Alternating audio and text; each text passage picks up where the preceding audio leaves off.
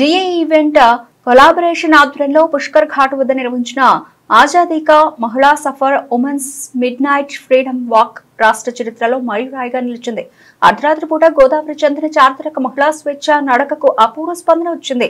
ఈ కార్యక్రమంలో భారీ సంఖ్యలో మహిళలు పాల్గొని అర్ధరాత్రి పూట స్వేచ్ఛ నడకలో అడుగులు వేశారు.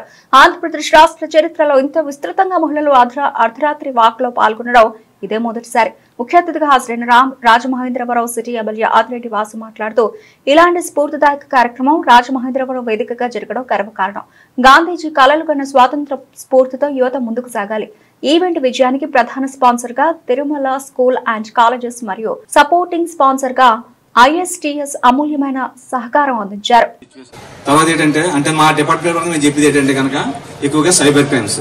మీకు తెలుసా సైబర్ క్రైమ్స్ అంటే మీనింగ్ చెప్పండి. సైబర్ క్రైమ్ అంటే కూర్చొని దొంగతనం చేస్తూ ఉంటారు, దాన్ని సైబర్ క్రైమ్ అంటారు.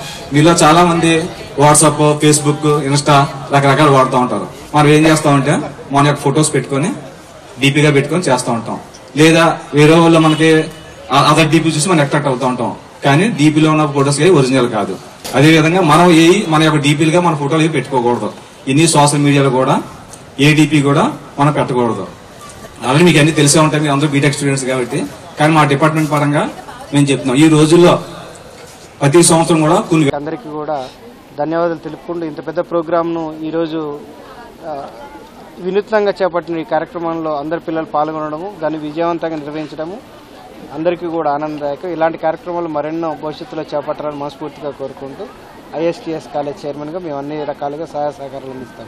డిఏ ఈవెంట్ కొలాబరేషన్ హోల్డ్ చేస్తూ దాని తరపున మాట్లాడుతున్నాను.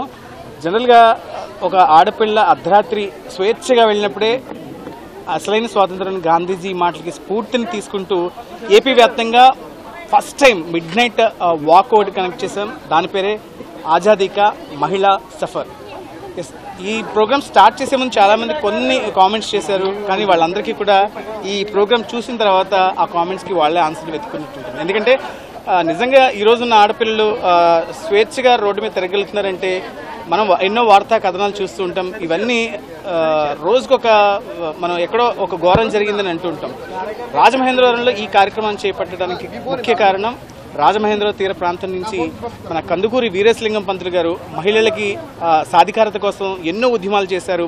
ఆయన్ని స్ఫూర్తిగా తీసుకుంటూ గాంధీ మహాత్ముని ఆశయాలకి అడుగులు వేస్తూ ఈరోజు డిఏ ఈవెంట్ కొలాబరేషన్ రాజమండ్రిలో ఈ మెగా ఉమెన్ వాక్ సక్సెస్ అయ్యిందని చెప్పచ్చు. సో ఇలాంటి కార్యక్రమాలు మరి ఎన్నో డిఏ ఈవెంట్స్ చేపడుతుందని మనస్ఫూర్తిగా తెలియజేయడం. అండ్ నాకు మెయిన్గా డిఏ ఈవెంట్స్కి సపోర్ట్ చేసిన నా జర్నలిస్ట్ మిత్రులు అంటే ఇటు సత్య, సతీష్, వీళ్ళిద్దరూ పూర్తి సహకారం అందించారు. ఎన్నో ఈవెంట్స్ కలిపి చేద్దామని ప్లాన్ చేసుకున్నాం. మున్ముందు ఒక మంచి ఈవెంట్స్ తోటి మళ్ళీ మిమ్మల్ని కలుస్తాం. Thank you. ఆజాదీ కా మహిళా సఫర్ 2025 రాజమహేంద్రవరాన్ని ఒక వేదికగా తీసుకొని డిఏ ఈవెంట్స్ మరియు ప్రైమ్ స్పాన్సర్ సుమన్ టీవీ వారు ఇక్కడ ఒక మంచి కార్యక్రమం, స్వాతంత్రానికి ఒక రోజు ముందుగా అంటే August 14th రాత్రి 12ంటికి మహిళలందరూ కూడా అర్ధరాత్రి రోడ్స్ మీద నడిచే విధంగా ఒక మంచి కార్యక్రమం mid night walk for women's freedom. అంటే గాంధీజీ గారి ఆశయాలు ఏదైతే ఉన్నాయో అర్ధరాత్రి మహిళ స్వేచ్ఛగా ధైర్యంగా రోడ్ల మీద ఎప్పుడైతే తిరగలుగుతుందో అదే అసలైన స్వాతంత్రం.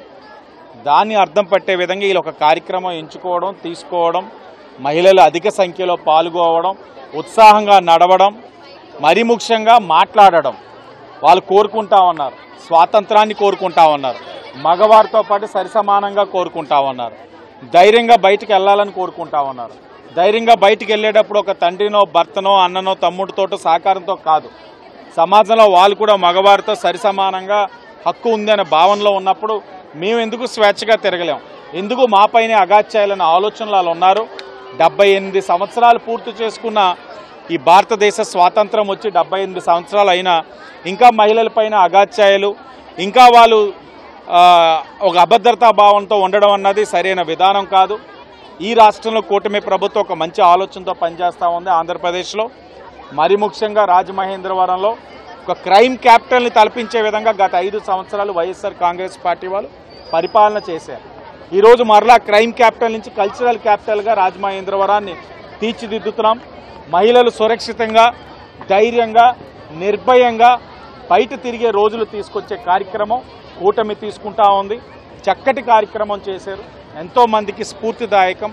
ఆగస్ట్ 15 అనేకమైన కార్యక్రమాలు చూస్తాం, జెండా ఆవిష్కరణలు చూస్తాం, ఎక్కడికక్కడ సంబరాలు చూస్తాం. కానీ అసలైన సంబరం అంటే ఇది.